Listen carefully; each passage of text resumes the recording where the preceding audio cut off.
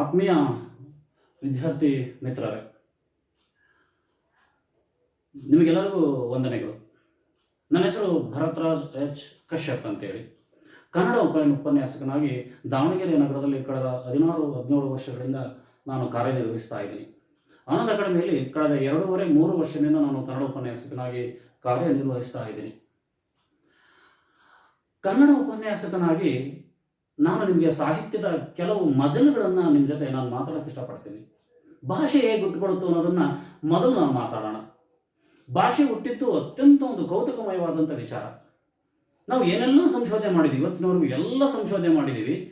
ಭಾಷೆ ಹೇಗೆ ಹುಟ್ಟಿತು ಅನ್ನೋದನ್ನು ಸಂಶೋಧನೆ ಮಾಡೋದು ತುಂಬ ಕಷ್ಟಕರವಾದ ವಿಚಾರ. ಇವತ್ತು ಸಹ ಪರಿಪೂರ್ಣವಾಗದೇ ಇರತಕ್ಕಂಥ ಯಾವುದಾದ್ರೂ ವಿಚಾರಗಳಿದ್ದರೆ ಭಾಷೆಯ ಹುಟ್ಟು ಹೇಗೆ ಹುಟ್ಟಿತು ಅನ್ನೋದನ್ನು ಅದನ್ನು ಹೇಳ್ತಾ ಹೋದರೆ ಎಷ್ಟು ವರ್ಷಗಳು ಬೇಕೇಳೋ ಅಂತ ಅನಿಸುತ್ತೆ. ಏನೇ ಇರಲಿ, ಸಾಹಿತ್ಯ ನಮ್ಮನ್ನು ಒಂದು ಸುಸಂಸ್ಕೃತವಾದ ವ್ಯಕ್ತಿಯನ್ನು ಮಾಡಿದೆ. ಸ್ವಲ್ಪ ಯೋಚನೆ ಮಾಡಿ ನೋಡಿ, ಭಾಷೆ ಇರದೇ ಇದ್ದಿದ್ರೆ ನಾವು ಏನಾಗ್ತಿದ್ವಿ ಅನ್ನೋ ಒಂದು ಸ್ವಲ್ಪ ಯೋಚನೆ ಮಾಡಿ ನೋಡಿ. ಅರ್ಥ ಇಷ್ಟೇ, ಭಾಷೆ ಇರದೇ ಇದ್ದರೆ ನಾವೆಲ್ಲ ಅನಾಗರಿಕರಾಗಿ, ದನಗಳಾಗೆ, ಪಶುಗಳಾಗೆ ಬದುಕ್ತಾ ಇದ್ವಿ. ಭಾಷೆ ಇರೋದಕ್ಕೆ ನಾವೆಲ್ಲರೂ ಮಾನವರಾಗಿದ್ದೀವಿ, ಮನುಷ್ಯರಾಗಿದ್ದೀವಿ. ಮನುಷ್ಯ ಅಂದರೆ ಮಾನವೀಯ ಮೌಲ್ಯ ಉಳ್ಳವನು ಅಂತ ಅಷ್ಟೇ ಅರ್ಥ. ನಮಗಿವತ್ತು ಭಾಷೆ ಅನ್ನೋದು ಇಷ್ಟು ಸುಸಂಸ್ಕೃತವನ್ನಾಗಿ ಮಾಡ್ತಾ ಇದೆ. ಈ ಭಾಷೆ ಉಗಮದ ನಂತರ ಲಿಪಿ ಬಂತು. ಮೊದಲು ಭಾಷೆ ಮೌಖಿಕವಾಗಿ ಬಂತು, ನಂತರ ಲಿಪಿಯಾಗಿ ಬಂತು. ಭಾಷೆ ಬೆಳವಣಿಗೆ ಹೊಂತ ನಾವೆಲ್ಲ ನಾಗರಿಕತೆಯ ತುಟ್ಟ ತುದಿಯಲ್ಲಿ ನಾವೆಲ್ಲ ಬಂದು ನಿಂತಿದ್ದೀವಿ. ಕನ್ನಡ ಸಾಹಿತ್ಯದ ಬಗ್ಗೆ ಸ್ವಲ್ಪ ವಿಚಾರಗಳನ್ನು ಮಾತಾಡ್ತಾ ಹೋಗೋಣ. ಕನ್ನಡ ಸಾಹಿತ್ಯ ಹುಟ್ಟಿದ್ದು ಸ್ವಲ್ಪ ಹೆಚ್ಚು ಕಡಿಮೆ ಸುಮಾರು 4,500 ವರ್ಷಗಳ ಹಿಂದೆ.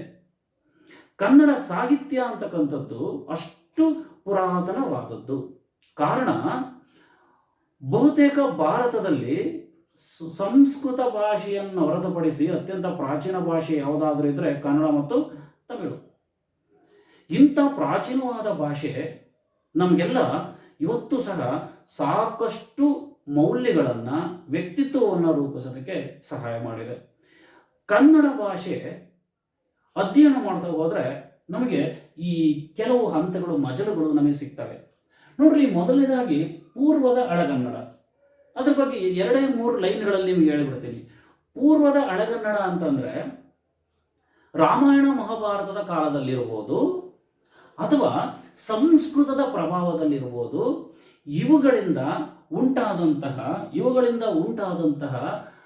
ಸಂದರ್ಭ ಏನಿತ್ತಲ್ಲ, ಅದು ಪೂರ್ವ ಹಳೆಗನ್ನಡ. ಅವಾಗ ಬರೀ ಮೌಖಿಕವಾಗಿ ಮಾತ್ರ ಕನ್ನಡ ಇತ್ತು. ಲಿಪಿಯ ಪ್ರಮಾಣ ಅತ್ಯಂತ ಕಡಿಮೆ ಪ್ರಮಾಣದಲ್ಲಿತ್ತು. ಹಾಗಾಗಿ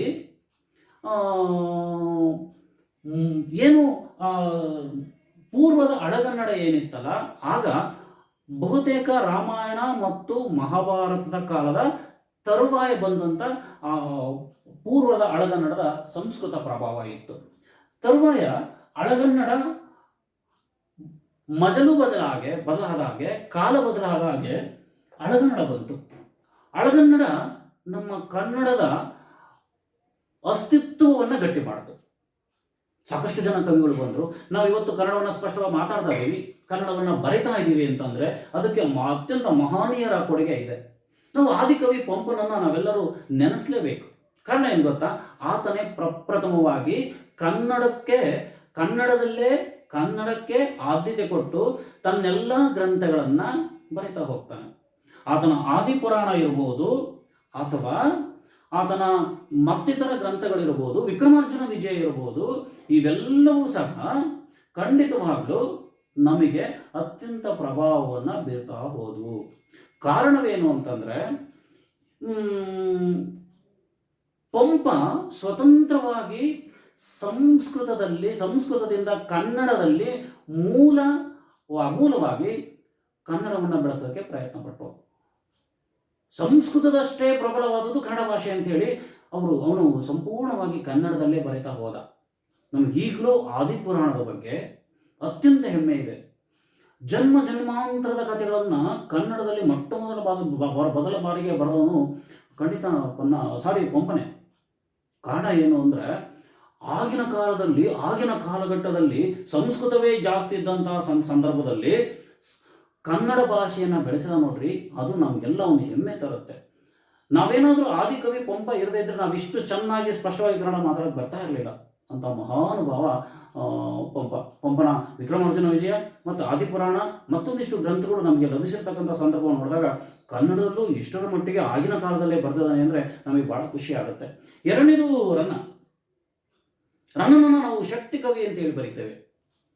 ಬಹುತೇಕ ಕನ್ನಡ ಸಾಹಿತ್ಯದಲ್ಲಿ ಅಷ್ಟು ಚೆನ್ನಾಗಿ ಅಕ್ಷರಗಳಲ್ಲಿ, ಸಾಹಿತ್ಯದಲ್ಲಿ ಏರಿಳಿತಗಳನ್ನು ಮಾಡಿದಂಥ ಶಕ್ತಿ ಕವಿ ಆತ. ರನ್ನ ಅಂದ ತಕ್ಷಣ ನಮಗೆ ನೆನಪರೋದು ಮುದುಹಳಲು ಅಥವಾ ಒಬ್ಬ ಬಳೆಗಾರನ ಮಗ. ಬಳೆಗಾರನ ಮಗ ಆಗಿ ಇಡೀ ಅಂಥ ಸಾಹಿತ್ಯವನ್ನು ಅರ್ಥ ಮಾಡಿಕೊಂಡು ಸಾಹಿತ್ಯವನ್ನು ಬೆಳೆಸ್ತಕ್ಕಂಥ ಮಟ್ಟಕ್ಕೆ ಬರ್ತಾರಲ್ಲ, ಅದು ಶ್ರೇಷ್ಠವಾದ್ದು. ಒಬ್ಬ ಬಳೆಗಾರನ ಮಗ ಸಾಹಿತ್ಯವನ್ನು ಇಷ್ಟು ಚೆನ್ನಾಗಿ ಹೇಗೆ ಬರ್ದ, ಮಹಾನ್ ಗ್ರಂಥಗಳನ್ನು ಹೇಗೆ ರಚಿಸಿದ ಅಂತಂದರೆ, ಆಗಿನ ಕಾಲದಲ್ಲಿ ಬಹುತೇಕ ಒಂದೂರಿಂದ ಇನ್ನೊಂದೂರಿಗೆ ಬಳೆಯನ್ನು ಮಾರೋಕೆ ಹೋದಂಥ ಮಾರುವಾಗ ಜನಗಳ ಮಧ್ಯೆ ಒಡನಾಟ ಇತ್ತಲ್ಲ, ಆ ಸಾಂಸ್ಕೃತಿಕ ವಲಯ ಇತ್ತಲ್ಲ, ಜನಸಾಮಾನ್ಯರು ಮಾತಾಡ್ತಕ್ಕಂಥ ಭಾಷೆ ಇದೆಯಲ್ಲ, ಅದು ನಮಗೆ ಅತ್ಯಂತ ಮೌಲ್ಯಗಳನ್ನು ತಂದುಕೊಡುತ್ತೆ. ಹಾಗಾಗಿ ಖಂಡಿತವಾಗ್ಲೂ ರನ್ನ ಶಕ್ತಿ ಕವಿ ಎನಿಸ್ಕೊಳ್ತಾನೆ. ಯಾಕೆ ಅಂತಂದ್ರೆ ಅವನ ಸಾಹಿತ್ಯದಲ್ಲಿ ಅಥವಾ ಆತನ ಗ್ರಂಥಗಳಲ್ಲಿ ಆ ಅಕ್ಷರಗಳ ತಾಳಮೇಳ ಇದೆಯಲ್ಲ, ಇವತ್ತು ಯಾವ ಕವಿಲೂ ಬರೆಯಕ್ಕೆ ಸಾಧ್ಯನೇ ಇಲ್ಲ. ಗದಗದಲ್ಲಿ ಬರ್ತಕ್ಕಂಥ ಒಂದೊಂದು ಪದ್ಯಗಳು ಅತ್ಯಂತ ಸಮರ್ಥವಾದಂಥವು. ಕನ್ನಡ ಭಾಷೆ ಬಗ್ಗೆ ಯಾರು ಹಿಡಿತಾ ಇರ್ತಾರೋ ಅವ್ರು ಮಾತ್ರ ಅದನ್ನು ಬಳಸಕ್ಕೆ ಸಾಧ್ಯ ಇದೆ. ಗದಗದ ದುರ್ಯೋಧನನನ್ನ ಸಂಧಿಯನ್ನು ಮಾಡಿಸ್ಕೊಳ್ಳೋಕ್ಕೋಸ್ಕರ ಕೃಷ್ಣ ದುರ್ಯೋಧನ ಹತ್ರ ಹೋಗ್ತಾನೆ. ಆಗ ತಾನು ಬರೆದಕ್ಕಂಥ ಒಂದು ಪದ್ಯ ಬಹಳ ಚೆನ್ನಾಗಿ ನೆನಪು ಬರುತ್ತೆ. ಎಷ್ಟು ಅದ್ಭುತವಾದದ್ದು ನೋಡ್ರಿ. ಹರಿಸಂಧಾನ ಕೊಂದೊಂದವಗಡಿಸಿದ ಅಹಂಕಾರಮೇನಾಯಿತು ಅಂತ ಬರೀತಾನೆ. ಒಂದೊಂದವಗಡಿಸಿದ ಅಹಂಕಾರಮೇನಾಯಿತು, 18 ಅಕ್ಷರಗಳ ಪದ ಅದು. ಇವತ್ತು ನಮ್ಮ ಸಾಹಿತ್ಯವನ್ನು ನೋಡಿದಾಗ ನಾವೆಲ್ಲ ಬರೀತೀವಿ ನೋಡಿ, ಎಕ್ಸಾಮಲ್ಲಿ ಬರೀತೀವಿ, ದಿನ ಬರೀತೀವಿ ನೋಡಿ, 4 ಲೈನ್ ಬರೆದ್ರೆ 10 ತಪ್ಪಿರ್ತಾವೆ. ಆದರೆ ಆಗಿನ ಕಾಲದಲ್ಲಿ ಏನೂ ಇರಲಿಲ್ಲ.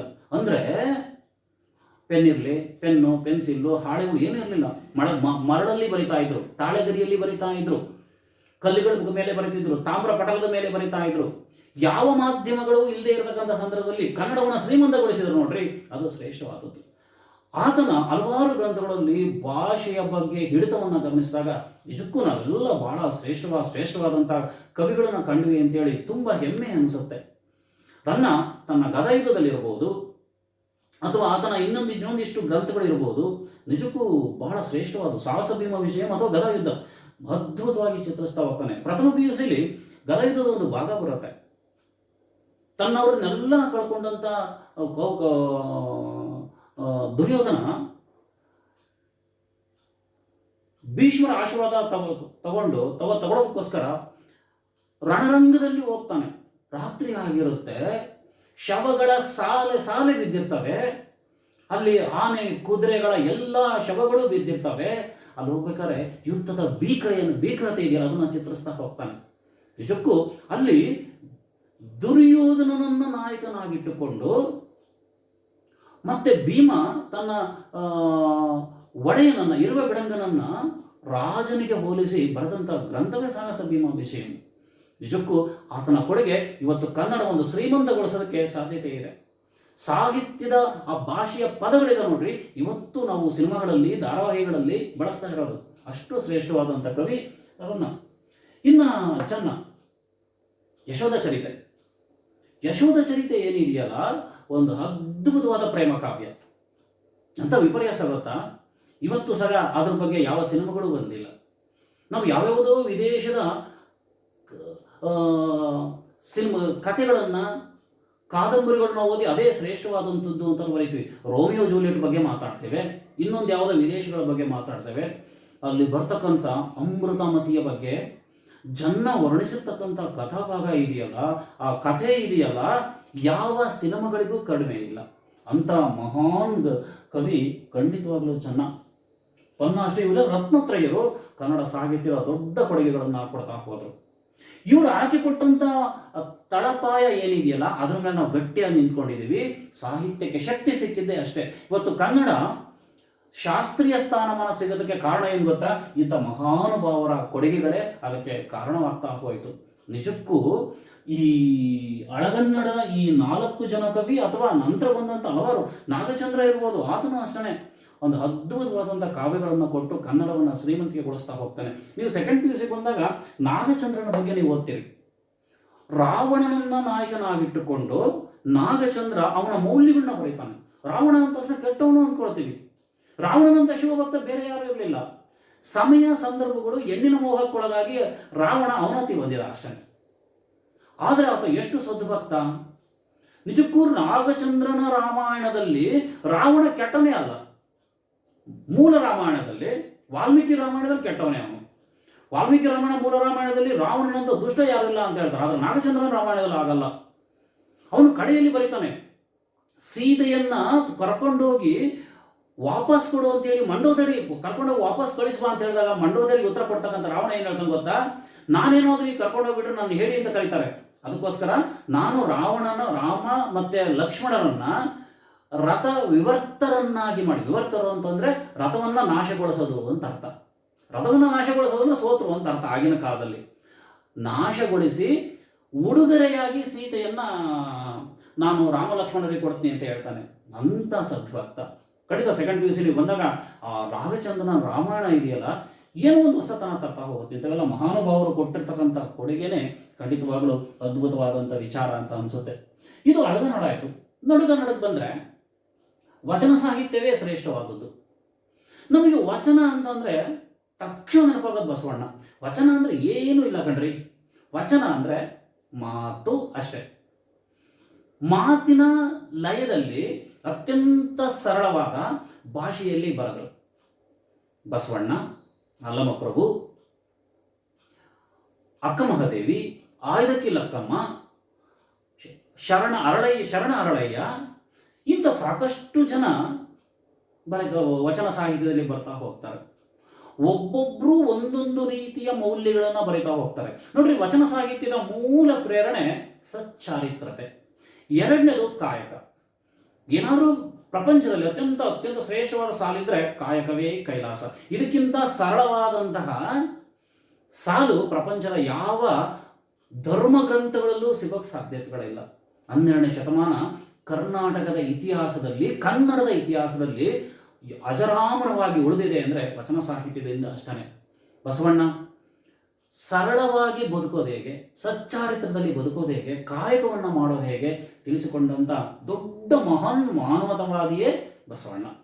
ಅಂಥ ವಚನ ಸಾಹಿತ್ಯ ಕನ್ನಡಕ್ಕೆ ಮೇರು ಶಿಖರವಾಗಿ ಇವತ್ತು ಬೆಳಗ್ತಾ ಇದೆ. ಬಹಳ ವಿಪರ್ಯಾಸದ ಸಂಗತಿ ಏನು ಅಂತಂದರೆ, ಇವತ್ತು ಬಸವಣ್ಣನನ್ನು ಬೀದಿಗೆ ತಂದು ನಾವೆಲ್ಲ ನಿಲ್ಲಿಸ್ಬಿಟ್ಟಿದ್ದೀವಿ. ಜಾತಿಗೊಂದು ಮಠ ಹುಟ್ಟುಕೊಂಡು ಬಸವಣ್ಣನ ಆತನ ಸಂಪೂರ್ಣವಾದಂಥ ನೀತಿ ನಿಯಮಗಳು ಅಥವಾ ಆತನ ವಿಚಾರ ಮೌಲ್ಯಗಳನ್ನು ಮರೆತು ಬಿಟ್ಬಿಟ್ಟಿದ್ವಿ ಅಷ್ಟೇ. ಎಲ್ಲರೂ ಬಸವಣ್ಣನ ಹಾಕೊಂಡ್ಬಿಡ್ತೀವಿ. ಆದರೆ ಬಸವಣ್ಣ ಒಬ್ಬ ಅದ್ಭುತವಾದಂಥ ಮಾನವತಾವಾದಿ. ಅಂಥ ವಚನ ಸಾಹಿತ್ಯವನ್ನು 2 ವರ್ಷವೂ ಓದ್ತೀರಿ. ಮೊದಲ ವರ್ಷದಲ್ಲಿ ಬಸವಣ್ಣನ ಬಗ್ಗೆ, ಬಸವಣ್ಣ, ಅಕ್ಕಮಹಾದೇವಿ, ಅಲ್ಲಮಪ್ರಭುವನ್ನು ಓದ್ತೀರಿ. ಮತ್ತೆ ಸೆಕೆಂಡರಲ್ಲಿ ಮತ್ತೊಂದಿಷ್ಟು ವಚನಗಳನ್ನ ನೀವೆಲ್ಲ ಓದ್ತೀರಿ. ಅಷ್ಟು. ಇನ್ನು ವಚನ ಸಾಹಿತ್ಯದ ನಂತರ ನಾವು ಮಾತಾಡಲೇಬೇಕಾದಂಥ ಇನ್ನೊಂದು ವಿಚಾರ ಜನಪದ ಸಾಹಿತ್ಯ. ಜನಪದ ಬೇರೆ, ಜಾನಪದ ಬೇರೆ. ಜನಪದ ಜನಸಾಮಾನ್ಯರು ಆಡ್ತಕ್ಕಂಥದ್ದು, ಅದು ಬಹುತೇಕ ಬರೀ ಮೌಖಿಕವಾದದ್ದು. ಜಾನಪದ ಇದೆ ನೋಡಿ, ಜನಪದ ಬೇರೆ, ಜಾನಪದ ಬೇರೆ. ಈ ಎರಡು ಬೇರೆ ಏನು ಅಂದರೆ, ಜಾನಪದ ಇದೆ ನೋಡಿ, ಅದು ಶಿಷ್ಟಾಚಾರ. ಜನಪದದಂಥ ಮೌಲ್ಯಗಳು ಬಹುತೇಕ ಯಾರಿಗೂ ಸಿಗದೆ ಇರತಕ್ಕಂಥದ್ದು. ಅರ್ಥ ಏನು ಅಂತಂದರೆ, ಜನಪದದಲ್ಲಿ ಸಿಗ್ತಕ್ಕಂಥ ಮೌಲ್ಯಗಳು ಬಹುತೇಕ ಎಲ್ಲೂ ಸಿಗೋಕ್ಕೆ ಸಾಧ್ಯ ಇಲ್ಲ. ಹೇಗೆ ಹುಟ್ಕೊಡ್ತು ಜನಪದ? ಜನಪದ ಜನಸಾಮಾನ್ಯರು ಕಠಿಣ ಶ್ರಮಗಳನ್ನು ಮಾಡ್ತಾರೆ. ಅಂದರೆ ಹೊಲದಲ್ಲಿ, ತೋಟದಲ್ಲಿ, ಗದ್ದೆಗಳಲ್ಲಿ ಕೆಲಸ ಮಾಡಬೇಕಾದ್ರೆ ಶ್ರಮ ಆಗದೇ ಇರಲಿ ಅಂತ ಹೇಳಿಬಿಟ್ಟು ಹಾಡುಗಳನ್ನು ಕಟ್ಟಿ ಹಾಡ್ತಾ ಇದ್ರು. ಕೆಲಸ ಮಾಡ್ತಾ ಮಾಡ್ತಾ ಮಾಡ್ತಾ ಮಾಡ್ತಾ ಹಾಡುಗಳನ್ನು ಹೇಳ್ತಾ ಇರಬೇಕಾದ್ರೆ, ಕಥೆಗಳನ್ನು ಹೇಳ್ತಾ ಹೋದ ಆ ಕಥೆಯ ಲಯದಲ್ಲಿ ತಾವು ಮಾಡ್ತಕ್ಕಂಥ ಕೆಲಸಗಳು ಗೊತ್ತಾಗ್ತಾ ಇರಲಿಲ್ಲ. ಜನಪದ ಬಹಳ ಶ್ರೀಮಂತವಾದಂಥ ಭಾಷೆ. ಜನಪದ ಹಾಡುಗಳಿದ್ದಾವೆ, ಕಥೆಗಳಿದ್ದಾವೆ, ಲಾವಣಿಗಳಿದ್ದಾವೆ, ಗಾದೆಗಳಿದ್ದಾವೆ, ಒಡಪುಗಳಿದ್ದಾವೆ, ಒಗಟುಗಳಿದ್ದಾವೆ. ಇವೆಲ್ಲವೂ ಶ್ರೀಮಂತವಾದದ್ದು. ಜನಪದದಲ್ಲಿ ಎಲ್ಲರ ಬಗ್ಗೆ ಇದೆ. ತಾಯಿ ಬಗ್ಗೆ, ಅಣ್ಣನ ಬಗ್ಗೆ, ತಂಗಿ ಬಗ್ಗೆ, ಪ್ರೇಮಿಗಳ ಬಗ್ಗೆ, ತಾಯಿ ಬಗ್ಗೆ, ತವರು ಮನೆಯ ಬಗ್ಗೆ, ಹೆಣ್ಣಿನ ಕಷ್ಟಗಳ ಬಗ್ಗೆ, ಎಲ್ಲದರ ಬಗ್ಗೆ ಬರೀತಾರೆ. ಪ್ರಪಂಚದಲ್ಲಿ ಸಾವಿನಲ್ಲೂ ಸಹ ಜನಪದ ಇರ್ತಕ್ಕಂಥ ಯಾವುದಾದ್ರೂ ಭಾಷೆ ಇದ್ರೆ ಕನ್ನಡದಲ್ಲಿ ಅಂತ ಹೇಳೋದಕ್ಕೆ ತುಂಬಾ ಖುಷಿ ಆಗುತ್ತೆ. ಸಾವಿನ ಮನೆಯಲ್ಲಿ ಸತ್ತಿರ್ತಕ್ಕಂಥ ವ್ಯಕ್ತಿಯ ಮೇಲೆ ಸ್ಥಳದಲ್ಲೇ ಕೂತು ಹಾಡನ್ನ ಸೃಷ್ಟಿ ಮಾಡಿ ಹೇಳ್ತಾರಲ್ಲ, ಅದು ಶ್ರೇಷ್ಠವಾದದ್ದು. ನಾವು ಸಾಕಷ್ಟು ಇಂಥ ವಿಚಾರಗಳು ನೋಡಿದ್ವಿ. ಪ್ರತಿ ಹಳ್ಳಿಗಳಲ್ಲೂ ಇಂಥ ಭಜನೆ ಮಾಡ್ತಕ್ಕಂಥವ್ರು ಸಿಗ್ತಾರೆ. ಯಾವುದಾದ್ರೂ ದೇವಸ್ಥಾನದ ಕಾರ್ಯಕ್ರಮಗಳಿರ್ಬೋದು, ಅಥವಾ ಯಾವ್ದಾದ್ರು ಸಾವಿನ ಮನೆಯಲ್ಲಿ ಇರ್ಬೋದು. ಅವರು ಹಾಡ್ತಾ ಹಾಡ್ತಾ ಭಕ್ತಿ ಪಾರವಶರಾಗಿ ರಾತ್ರಿಯಿಂದ ಹಿಡಿದು ಬೆಳಗರಿ ತನಕ ಹಾಡ್ತಕ್ಕಂಥ ಆ ಹಾಡುಗಳು ಏನಿದಾವಲ್ಲ, ಬಹಳ ಶ್ರೇಷ್ಠವಾದಂತು. ಒಮ್ಮೆ ಹಾಡಿದಂಥ ಹಾಡುಗಳನ್ನ ಹಾಡಲ್ಲ. ಇವತ್ತು ಅದು ಅತ್ಯಂತ ಜ್ಞಾನ ಭಂಡಾರ ಯಾವುದಾದ್ರೂ ಇದ್ರೆ ಜನಪದ ಸಾಹಿತ್ಯ. ಬೆಳ್ಳಾನೆ ಬೆಳಗೆದ್ದು ಯಾರಾನ ನೆನೆಯಾಲಿ, ಎಳ್ಳು ಜೀರಿಗೆ ಬೆಳೆಯೋಳ ನನ್ನ ತಾಯಿ ಭೂಮಿ ತಾಯಿಯ ನೆನೆದಾನ ಅಂತ ಬರೀತಾರೆ. ಬೆಳಗ್ಗೆ ಎದ್ದ ತಕ್ಷಣ ಯಾರನ್ನೂ ನೆನೆಸಬಾರ್ದಂತೆ, ಭೂಮಿ ತಾಯಿ ನೆನೆಸ್ಬೇಕಂತೆ. ಭೂಮಿ ತಾಯಿ ಅಷ್ಟು ಶ್ರೇಷ್ಠವಾದಂಥವಳು ಅಂತ. ಆ ಹಳ್ಳಿ ಸಂಸ್ಕೃತಿ ಇದೆಯಲ್ಲ, ಅಥವಾ ಶ್ರಮ ಸಂಸ್ಕೃತಿ ಏನಿದೆಯಲ್ಲ, ಅದೆಲ್ಲ ಸಿಗೋದು ಖಂಡಿತವಾಗ್ಲೂ ಜನಪದದಲ್ಲಿ ಅಂತ ನಾನು ಅಂದ್ಕೊಂಡ್ಬಿಟ್ಟಿದ್ದೀನಿ.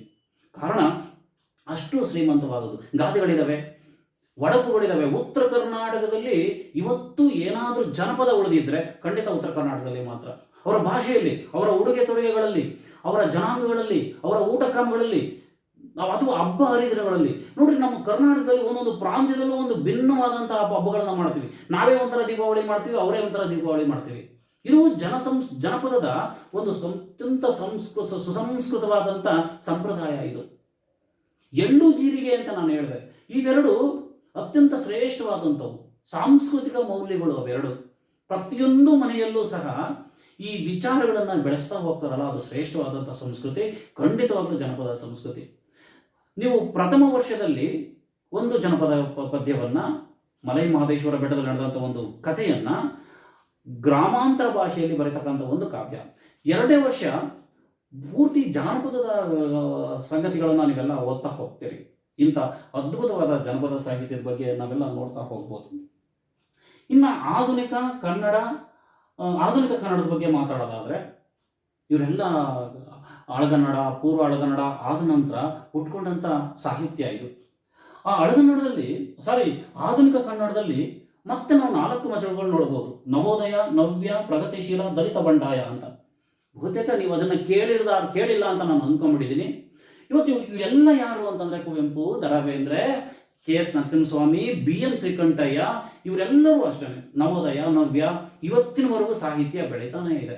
ಅವರ ಕೊಡುಗೆಗಳೇನಿದಾವಲ್ಲ, ಅತ್ಯಂತ ಶ್ರೇಷ್ಠವಾದಂತಹ ಕೊಡುಗೆಗಳು. ಇವೆಲ್ಲವೂ ಆಧುನಿಕ ಕನ್ನಡದಲ್ಲಿ ನಾವು ಇವತ್ತೆಲ್ಲ ಓದ್ತಾ ಇದ್ದೀವಿ. ಬೇಂದ್ರೆ ಇರ್ಬೋದು, ಕುವೆಂಪು ಇರ್ಬೋದು, ಎಲ್ಲರೂ ಏನು ಹೇಳ್ತಾರೆ ಅವೆಲ್ಲ ಕೃತಿಗಳಲ್ಲಿ, ಸಾಹಿತ್ಯದಲ್ಲಿ ಸಿಗ್ತಕ್ಕಂಥ ಶ್ರೇಷ್ಠವಾದ ವಿಚಾರಗಳು ಏನೇನು ಅಂತಂದರೆ, ಎಲ್ಲ ಒಟ್ಟಾಗಿ ಹೇಳೋದಾದ್ರೆ ಕುವೆಂಪು, ದ ರಾ ಬೇಂದ್ರೆ ಇವರೆಲ್ಲರೂ ಅಷ್ಟೇ ಪ್ರೀತಿ, ನಿಸರ್ಗ, ರಾಷ್ಟ್ರೀಯತೆ ತಮ್ಮ ಕವಿತೆಗಳಲ್ಲಿ ಬರೀತಾ ಹೋಗ್ತಾರೆ. ಇವತ್ತು ನಾವು ಬರೀತಕ್ಕಂಥ ಕುವೆಂಪು ಇರ್ಬೋದು, ಅಥವಾ ಎಲ್ಲ ಕವಿಗಳು ಈ ವಿಚಾರಗಳನ್ನ ಇಟ್ಕೊಂಡೇ ಬರೀತಾರೆ. ಇವತ್ತು ನಾವು ಯಾರನ್ನ ನೋಡ್ರಿ, ಪಿ ಲಂಕೇಶ್ವರೆಗೆ ಇಲ್ಲಿವರೆಗೆ ದಲಿತ ಬಂಡಾಯ ಸಾಹಿತ್ಯ ಇಟ್ಕೊಳ್ರಿ, ಪ್ರೀತಿ ಇದೆ, ನಿಸರ್ಗ ಇದೆ, ರಾಷ್ಟ್ರೀಯತೆ ಇದೆ. ಇಂಥ ಶ್ರೇಷ್ಠವಾದ ಆ ಸಾಹಿತ್ಯ ನಮ್ಮ ಇನ್ನೂ ಮುಂದೆ ಹೋಗ್ತಾನೆ ಇದೆ. ಇದು ಇಷ್ಟು ವಿಚಾರಗಳು. ಇನ್ನು ನವೋದಯ, ನವ್ಯ, ಪ್ರಗತಿಶೀಲ, ದಲಿತ ಬಂಡಾಯ, ನವೋದಯದ ಬಗ್ಗೆ ನಾವು ಮಾತಾಡ್ತಾ ಹೋದರೆ ನಮಗೆ ಗೋಪಾಲಕೃಷ್ಣ ಅಡಿಗರು ನೆನಪು ಬರುತ್ತೆ. ಎಂಥ ಅದ್ಭುತವಾದಂಥ ಭಾವಗೀತೆಗಳನ್ನ ಕೊಟ್ಟರು, ಅದೆಂಥ ಕವಿತೆಗಳನ್ನ ಕೊಟ್ಟರು. ಯಾವ ಮೋಹನ ಮುರಳಿ ಕರೆಯಿತು ದೂರ ತೀರಕ್ಕೆ ನಿನ್ನನು ಅಂತ ಬರೀತಾರೆ. ಇದು ಖಂಡಿತ ಪ್ರೇಮಗೀತೆ ಅಲ್ಲ, ಭಾವಗೀತೆ ಅಂದ್ಕೊಂಡ್ರು. ಚರ ಮತ್ತು ಸ್ಥಿರದಿಂದ ಅನಂತ ದೂರದವರೆಗೆ. ಸಾವು ಅಂದ್ಕೊಂಡ್ಬಿಟ್ರೆ ಅದಕ್ಕಿಂತ ಶ್ರೇಷ್ಠವಾದ ಮೋಕ್ಷ ಅಂದ್ಕೊಳ್ಬೇಕಾರೆ. ನಿಜಕ್ಕೂ ಆ ಕಾವ್ಯ ಭಾಗವನ್ನು ಓದ್ತಾ ಹೋದರೆ, ಅಥವಾ ಕವಿತೆಯನ್ನು, ಭಾವಗೀತೆಯನ್ನು ಓದ್ತಾ ಇದ್ರೆ ರೋಮಾಂಚನ ಉಂಟಾಗುತ್ತೆ. ಯಾವ ಮೋಹನ ಮುರಳಿ ಕರೆಯಿತು ದೂರ ತೀರಕ್ಕೆ ನಿನ್ನನು ಅಂತ ಬರೀತಾರೆ. ಅರ್ಥೈಸೋದಷ್ಟು ಸುಲಭ ಅಲ್ಲ ನೋಡಿ. ಒಂದು ಕಡೆ ಸ್ಥಿರ, ಒಂದು ಕಡೆ ಮೋಕ್ಷ. ಇವುಗಳ ತಾಳ್ಮೇಳ ಇದೆಯಲ್ಲ, ಮೋಹನ ಮುರಳಿ ಕೃಷ್ಣನ ಕೊಡಲು ಆರಂಭದಿಂದ ಮತ್ತೆ ಕೊನೆಯ ತನಕ ಅದ್ಭುತವಾದ ಕಲ್ಪನೆ ಅಲ್ವಾ? ಹಿಂದೆ ಏನು ಮಾಡ್ತಿದ್ವಿ, ರಾಮಾಯಣ ಮಹಾಭಾರತ ಅಳಗನ ಕಾಲದಲ್ಲಿ ರಾಮಾಯಣ ಮತ್ತು ಮಹಾಭಾರತ ಕಾಲಗಳಲ್ಲಿ ಕಥೆಗಳನ್ನು ಇಟ್ಕೊಂಡು ಕಾವ್ಯಗಳನ್ನ ಕಾದಂಬರಿಗಳನ್ನ ಸೃಷ್ಟಿ ಮಾಡ್ತಾ ಇದ್ರು. ಕಾಲಘಟ್ಟ ಬದಲಾಯಿತು ನೋಡಿ. ಕಾಲಘಟ್ಟ ಬದಲಾದಾಗ ನಮಗೆ ಪ್ರೀತಿ, ನಿಸರ್ಗ, ರಾಷ್ಟ್ರೀಯತೆ ಬರಿತಾ ಹೋದ್ರು. ಎಂತೆಂಥ ಕವಿಗಳು ನಮ್ಮಲ್ಲಿ ಉಟ್ಕೊಂಡಿದ್ದಾರೆ ಗೊತ್ತಾ? ಪಿ ಲಂಕೇಶ್ ಇರ್ಬೋದು, ಕೈಲಾಸಂ ಇರ್ಬೋದು, ಬೀಚಿ ಇರ್ಬೋದು, ಇವರೆಲ್ಲರೂ ಅಷ್ಟೇ ಎಂತೆಂಥ ಗ್ರಂಥಗಳನ್ನ, ಮಹಾನ್ ಗ್ರಂಥಗಳನ್ನ ಕೊಡ್ತಾ ಹೋಗ್ತಾರೆ. ನಿಜಕ್ಕೂ ಅತ್ಯಂತ ಶ್ರೇಷ್ಠವಾದಂಥ ಮಹಾನುಭಾವರು ಇವತ್ತು ಉಟ್ಕೊಂಡಿದ್ದಾರೆ. ಬಹಳ ಹೆಮ್ಮೆಯಿಂದ ಹೇಳ್ಬೋದಂಥ ಬಹಳ ಒಳ್ಳೆಯ ವಿಚಾರಗಳೇನು ಅಂತಂದರೆ, ಕನ್ನಡಕ್ಕೆ ನಿಮಗೆ ಗೊತ್ತಿರೋ ಹಾಗೆ 8 ಜ್ಞಾನಪೀಠ ಪ್ರಶಸ್ತಿಗಳು ನಮಗೆ ಸಿಗ್ತಾ ಹೋದು. ಇಷ್ಟೇ ಒಂದೇ ಕಾರಣ ಸಾಕೊಂಡ್ರಿ ನಮಗೆಲ್ಲ, ಕನ್ನಡ ಯಾಕೆ ಶ್ರೀಮಂತಿಕೆಯನ್ನು ಹೊಂದ್ಕೊಂಡಿದೆ ಅಂತ. ಕಾರಣ ಇಷ್ಟೇ, ಇಂಥ ಮಹಾನುಭಾವರು. ನಾನು ಪ್ರಾಮಾಣಿಕವಾಗಿ ಹೇಳ್ತೀನಿ, ಕನ್ನಡದಲ್ಲಿ ಇನ್ನೂ 10 ಜನಕ್ಕೆ ಕೊಡಬಹುದಾದ ಜ್ಞಾನಪೀಠ ಪ್ರಶಸ್ತಿ ಕೊಡಬಹುದಾದಂಥ ಕವಿಗಳಿದ್ದಾರೆ. ಎಸ್ ಎಲ್ ಭೈರಪ್ಪ ಇರ್ಬೋದು, ಡಿ ವಿ ಗುಂಡಪ್ಪನವರು ಇರ್ಬೋದು. ಇವರೆಲ್ಲರೂ ಅಷ್ಟೇ ಅದ್ಭುತವಾದಂಥ ವಿಚಾರಗಳನ್ನು ತಮ್ಮ ಗ್ರಂಥಗಳಲ್ಲಿ ಬರಿತಾ ಹೋಗ್ತಾರೆ. ಅಂದರೆ ಅರ್ಥ ಇಷ್ಟೇ, ಆ ಮಹಾನುಭಾವರು ಕೊಟ್ಟಿರ್ತಕ್ಕಂಥ ಕೊಡುಗೆಗಳೇನಿದೆಯಲ್ಲ, ಇವತ್ತೆಲ್ಲವೂ ನಾವು ಸ್ಮರಣೆಯನ್ನು ಮಾಡಲೇಬೇಕು ಅಂತ ನನಗನ್ನಿಸುತ್ತೆ. ಪಿ ಲಂಕೇಶ್ ಆಧುನಿಕ ದಲಿತ ಬಂಡಾಯ ಕವಿ. ಶಿವಮೊಗ್ಗ ಜಿಲ್ಲೆಯ ಹತ್ತಿರದ ನ್ಯಾಮತಿ ಹತ್ರ ಒಂದು ಹಳ್ಳಿಯಲ್ಲಿ ಹುಟ್ಟಿದಂಥ ಮಹಾನುಭಾವರು. ಹಳ್ಳಿಯಲ್ಲಿ ಹುಟ್ಟಿ ಭಾರತದಲ್ಲಿ ಮೊಟ್ಟ ಮೊದಲ ಟೈಬ್ಲಾಯ್ಡ್ ಪತ್ರಿಕೆ ಅಂದರೆ ಗಾಸಿಪ್ ಪತ್ರಿಕೆ, ಲಂಕೇಶ್ ಪತ್ರಿಕೆ ಪ್ರಾರಂಭ ಮಾಡಿದ್ರು. ಒಂದೂ ಜಾಹೀರಾತುಗಳಿಲ್ಲದೆ ಸಾಹಿತ್ಯದ ಮುಖಾಂತರ ರಾಜಕಾರಣಿಗಳಿಗೆ ಬಿಸಿಯನ್ನು ಮುಟ್ಟಿಸಿದಂಥ ವ್ಯಕ್ತಿ. ನಮ್ಮ ಬಂಡಾಯ ಸಾಹಿತ್ಯದಲ್ಲಿ ಲಂಕೇಶ್ ಅವರನ್ನ ಯಾಕೆ ತಗೊಂಡೆ ಅಂತ ಇದೇ ವಿಚಾರಕ್ಕೆ. ಆತ ಒಬ್ಬ ಇಂಗ್ಲಿಷ್ ಉಪನ್ಯಾಸಕನಾಗಿ ಕೆಲಸ ಮಾಡ್ತಾರೆ. ಲಂಕೇಶ್ ಪತ್ರಿಕೆಯನ್ನು ತೆಗೆದುಬಿಟ್ಟು ರಾಜಕಾರಣಿಗಳಿಗೆ ಒಂದು ಅತ್ಯಂತ ಬಿಸಿಯನ್ನು ಮುಟ್ಟಿಸಿದಂಥ ಯಾವ್ದಾದ್ರು ಸಾಹಿತ್ಯ ಇದ್ದರೆ ಇವತ್ತಿನವರೆಗೂ ಅಷ್ಟೇ ಖಂಡಿತ ಪಿ ಲಂಕೇಶ್ ನಮಗೆ ಅನಿಸ್ತಾ ಹೋಗುತ್ತೆ. ಇದೆಲ್ಲವೂ ಸಹ ಸಾಹಿತ್ಯದ ಒಂದಿಷ್ಟು ವಿಚಾರಗಳನ್ನು ನಾನು ನಿಮ್ಮ ಮುಂದೆ ಇಟ್ಟಿದ್ದೀನಿ. ನೀವು ಪ್ರಥಮ PUC ಬಂದ ತಕ್ಷಣವೇ ನೀವು 3 ಹಂತಗಳಲ್ಲಿ ಓದ್ತೀರಿ. ನಿಮಗೆ ಹೈಸ್ಕೂಲ್ ಮತ್ತು ಪ್ರಾಥಮಿಕ ಹಂತಗಳಲ್ಲಿ ನೀವು ಓದಿರ್ತಕ್ಕಂಥ ಕನ್ನಡಕ್ಕಿಂತಲೂ ಈಗಿನ ಕನ್ನಡ ಭಾಷೆ ಪತ್ರಿಕೆ ತುಂಬ ವಿಭಿನ್ನವಾಗಿದೆ. ನೀವೆಲ್ಲ ಹೈಸ್ಕೂಲ್ಗಳಲ್ಲಿ ಪ್ರೌಢ ಶಿಕ್ಷಣದಲ್ಲಿ ಏನು ಓದ್ತೀರಿ, ಎಲ್ಲವನ್ನ ಒಂದೊಂದಿಷ್ಟು ಹಂತಗಳು ನೋಡ್ತಾ ಹೋಗ್ತೀರಿ. ಸಂಧಿ, ಸಮಾಸಗಳು, ವ್ಯಾಕರಣಗಳು, ಅಲಂಕಾರಗಳು ಎಲ್ಲ ಓದ್ತಾ ಹೋಗ್ತೀರಿ. ಇಲ್ಲಿ ನಿಮಗೆ ಅತ್ಯಂತ ಸರಳವಾದ ವೈಚಾರಿಕ ವಿಚಾರಗಳನ್ನು ಮಾತ್ರ ಓದ್ತೀರಿ. ಅಂದರೆ ವೈಚಾರಿಕತೆ ಅಂದರೆ ಏನು ಅಂದರೆ, ಒಂದು ವಿಚಾರವನ್ನು ಹಲವಾರು ದೃಷ್ಟಿಕೋನಗಳಲ್ಲಿ ನೋಡಿ ನಮಗೆ ಸರಿಯಾದಂಥ ಅಭಿಪ್ರಾಯಕ್ಕೆ ಬರ್ತಕ್ಕಂಥದ್ದು ಅಂಥ ವಿಚಾರಗಳನ್ನು ಓದ್ತೀರಿ. ನೀವು ಪ್ರಥಮ PUCಯಲ್ಲಿ ನೀವು 15 ಪದ್ಯಗಳು, 9 ಪಾಠಗಳು, 1 ನಾಟಕ. ಚಂದ್ರಶೇಖರ್ ಕಂಬಾರು ಜ್ಞಾನಪೀಠ ಪ್ರಶಸ್ತಿ ವಿಜೇತರು ಗೊತ್ತಿದೆ. ಬೋಳೆಶಂಕರ ನಾಟಕವನ್ನು ನೀವು ಓದ್ತೀರಿ. ಕಾಯಕ ಮಾಡಿದರೆ ಹೇಗಿರುತ್ತೆ, ಕಾಯಕ ಮಾಡದಿದ್ರೆ ಹೇಗಿರುತ್ತೆ, ಇದೇ ಬೋಳೆಶಂಕರನ ವಿಚಾರಗಳು. ನೀವು 15 ಪದ್ಯಗಳಲ್ಲಿ ಎಲ್ಲ ರೀತಿಯಾದ ಪದ್ಯವನ್ನು ಓದ್ತೀರಿ. ನೋಡಿ, ಪೂರ್ವದ ಅಳಗನ್ನಡ ಪದ್ಯ ಇದೆ, ರನ್ನನ ಜನ್ನ ಪೊನ್ನಗಳ ರನ್ನನ ಬಗ್ಗೆ ಇದೆ. ಓಕೆ, ನೋಡಿ, ನೆಕ್ಸ್ಟು ನಡಗನ್ನಡ ವಚನ ಸಾಹಿತ್ಯ ಇದೆ. ಆಧುನಿಕ ಕನ್ನಡದ ಬಗ್ಗೆ ಅಖಂಡ ಕರ್ನಾಟಕ ಕುವೆಂಪು ಅವರ ಪದ್ಯವನ್ನು ಓದ್ತೀರಿ. ನವೋದಯ, ನವ್ಯ, ಪ್ರಗತಿಶೀಲ, ದಲಿತ ಬಂಡಾಯ ಪದ್ಯಗಳು ಸಾಕಷ್ಟು ಇದ್ದಾವೆ. 15 ಪದ್ಯಗಳಲ್ಲಿ ಈ ವರ್ಷ ಕೊರೋನಾ ಬಂದಿರೋದ್ರಿಂದ ಒಂದಿಷ್ಟು 30% ಪಾಠಗಳನ್ನು ಕಡಿಮೆ ಮಾಡಿದ್ದಾರೆ. ನಂತರ ನಿಮಗೆ ತರಗತಿ ಬಂದಾಗ ನಾನು ನೆಕ್ಸ್ಟ್ ತರಗತಿಯಲ್ಲಿ ನಮ್ಗೆ ವಿಚಾರಗಳನ್ನ ಎಷ್ಟು ಅಂತ ನಾನು ಹೇಳ್ತೇನೆ. ಇಂಥ ಪದ್ಯಗಳು 9 ಗದ್ಯಗಳು ತುಂಬ ಡಿಫ್ರೆಂಟ್, ಬಹಳ ವಿಭಿನ್ನತೆಯನ್ನು ತರ್ತಕ್ಕಂಥ. ರಾಗಿ ಮುದ್ದೆ ಅಂತ ಒಂದು ಪಾಠ ಇದೆ. ಶಮ ಸಂಸ್ಕೃತಿ ನನ್ನ ಬಗ್ಗೆ ನಿಮ್ಮ ಬಗ್ಗೆ ಆಗಲೇ ನಾನು ಮಾತಾಡ್ತಿದ್ದಾರೆ. ರಾಗಿ ಮುದ್ದೆ ಅಂತ ಇದೆ, ತುಂಬ ಚೆನ್ನಾಗಿ ಬರಿತಾ ಹೋಗ್ತಾರೆ. ಆ ಪಾಠ ಇರ್ಬೋದು, ನಂತರ ಬಂದಿರತಕ್ಕಂಥ ಪಾಠಗಳಿರ್ಬೋದು, ಇವೆಲ್ಲವೂ ಅತ್ಯುತ್ತಮವಾದಂಥ ಉದಾಹರಣೆಗಳು. ಹಾಗೆ ನೀವು ಕೊನೆಗೆ ಬೋಳೆಶಂಕರ ನಾಟಕವನ್ನು ಓದ್ತಾ ಹೋಗ್ತೀರಿ. ಏನೇ ಇರಲಿ, ಕನ್ನಡ ಸಾಹಿತ್ಯ ನಮಗೊಂದು ಸಂಸ್ಕೃತಿಯನ್ನು ಕಲಿಸ್ತಾ ಹೋಗುತ್ತೆ. ಎಂಥ ಸಂಸ್ಕೃತಿ, ಒಬ್ಬ ವ್ಯಕ್ತಿ ಹೇಗೆ ಬದುಕುವುದು ಅನ್ನೋದಂತ ತಿಳಿಸುತ್ತೆ. ನಾವೆಲ್ಲ ಎಷ್ಟೋ ಶತಮಾನಗಳಿಂದ ಉಟ್ಕೊಂಡು ಬಂದಿದ್ದೀವಿ. ಈ 20ನೇ ಶತಮಾನ 21ನೇ ಶತಮಾನ ಇರ್ತಕ್ಕಂಥ ನಾವು ಸರಿಯಾದ ಪಾಠ ಕಲ್ತಿದ್ವಿ ಅಂತ ನಾವು ಅಂದ್ಕೊಂಡ್ಬಿಟ್ಟಿದ್ವಿ. ಕೊರೋನಾ ನಮ್ಮೆಲ್ಲ ಮುಖಗಳನ್ನ ಬಿಚ್ಚಾಕ್ಬಿಡ್ತು. ಹೇಗೆ ಬದುಕ್ಬೋದು, ಹೇಗಿರಬಹುದು, ನಮ್ಮ ರೀತಿ ನೀತಿಗಳೇನು, ನಿಜಕ್ಕೂ ಒಂದು ಸರಿಯಾದ ಪಾಠವನ್ನು ಕಲಿಸ್ತು ನಮಗೆ. ಅದರ ಪರಿಣಾಮವಾಗಿ ನೀವು ಈ ರೀತಿಯಾದಂಥ ಸಂಬಂಧವನ್ನು ನಾವೆಲ್ಲ ನಡ್ಕೊಂಡು ಹೋಗ್ತಾ ಇದೆ. ನೆನಪಿರಲಿ, ಯಾರು ಭಾಷೆ ಬಗ್ಗೆ ಹಿಡಿತ ಸಾಧಿಸ್ತಾರೋ ಅವರು ಇನ್ನುಳಿದ ಪಾಠಗಳ ಅಥವಾ ಸಬ್ಜೆಕ್ಟ್ಗಳ ಬಗ್ಗೆ, ನಿಮ್ಮ ಎಲ್ಲ PCMB ಸಬ್ಜೆಕ್ಟ್ಗಳು ಇರ್ಬೋದು, ಅವುಗಳ ಬಗ್ಗೆ ಹಿಡಿತ ಸಾಧಿಸೋಕ್ಕೆ ಸಾಧ್ಯತೆ ಇದೆ. ನೀವು ಯಾರು ಚೆನ್ನಾಗಿ ಭಾಷೆ ಕಲಿತೀರೋ ಇನ್ನಿತರ ಸಬ್ಜೆಕ್ಟ್ಗಳ ಮೇಲೆ, ನಿಮ್ಮ ಸಬ್ಜೆಕ್ಟ್ಗಳ ಮೇಲೆ ಹಿಡಿತ ಸಾಧಕ್ಕೆ ಸಾಧ್ಯ ಇದೆ.